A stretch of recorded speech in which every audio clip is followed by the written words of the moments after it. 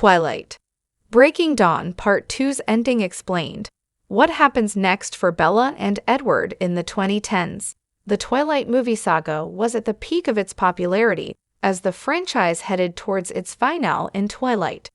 Breaking Dawn Part 2, following on from Part 1, which was released just 1 year earlier, 2012's Twilight. Breaking Dawn Part 2 saw Bella explore her newfound vampirism following the traumatic birth of Bella and Edward's half-human/half-vampire hybrid daughter Renesmee.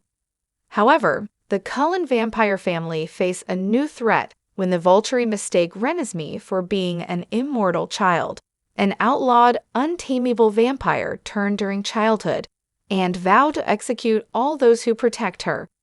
When Alice has a vision of the Volturi coming to kill the Cullens, the family gather friends and witnesses to defend Renesmee's hybrid status.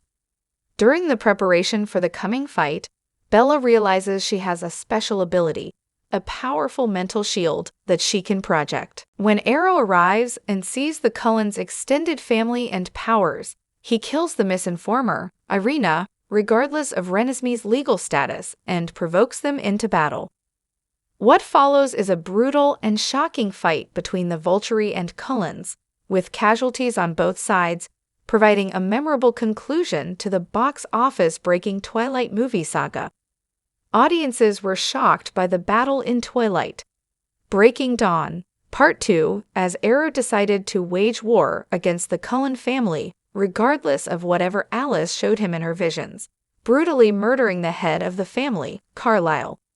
However, the real twist came when it was revealed that the entire fight sequence was actually a continuation of Alice's vision, and everyone was still alive and waiting on the battlefield. As Arrow realized that the Cullens would win, and he would ultimately die, he declares to the Volturi, "There will not be a fight today, after all," and leaves. The beginning of the vision started with Alice declaring, "It doesn't matter what I show you," cleverly misleading the audience into thinking that what we were seeing is reality. The beginning of the vision started with Alice declaring, "It doesn't matter what I show you," cleverly misleading the audience into thinking that what we were seeing is reality. Considering the details of the busy fight, with the scene focusing on the fates of various characters, including the deaths of Carlisle, Jasper, Seth, and Leah, it was surprising to find out that it was all just a vision. This introduced a different aspect to the Twilight saga, as the movies have been narratively straightforward up until this point, which is why Twilight. Breaking Dawn Part 2's twist was so shocking. As a vampire with a special ability to see the future, Alice has featured prominently throughout the Twilight saga, and her visions even convinced the Volturi not to kill Bella in Twilight. New Moon. Her gift was prevalent from the beginning of the films, so it made sense that she would be the savior in the final movie. When Alice arrived at the battlefield separately, it diverted everyone's attention to the newcomer. Furthermore, audiences were not privy to the plan that Alice had in mind, which only made her talk and sharing of a vision with Arrow even more intriguing. Having seen a vision of the fight, Alice knew the outcome. Despite a few casualties, the Cullens would win, wiping out the Volturi. As the essential leader of all vampires, Arrow has a duty to protect the Volturi and the wider population. His inciting of a fight was his version of doing that, as Renesmee presented an unknown future for the vampire kind. However, Alice needed to show Arrow the vision in order to convince him that the fight was not worth it, as he would die alongside the Volturi if he tried, protecting her family from the possible slaughter. Perhaps one of the most controversial aspects of the Twilight saga is the subject of imprinting among the werewolves.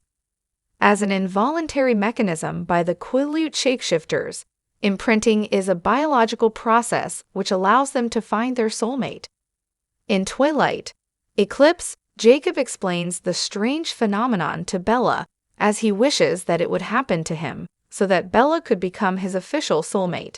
However, imprinting does not mean that the soulmate relationship is always romantic. As Jacob states, "You become whatever she needs you to be," whether that's a protector or a lover or a friend. In Twilight, Breaking Dawn, Part 1. Jacob imprinted on Renesmee, despite her being just a child, presenting a complicated situation with the Cullen family, as Renesmee is not only a new addition, but a rare half-human/half-vampire hybrid.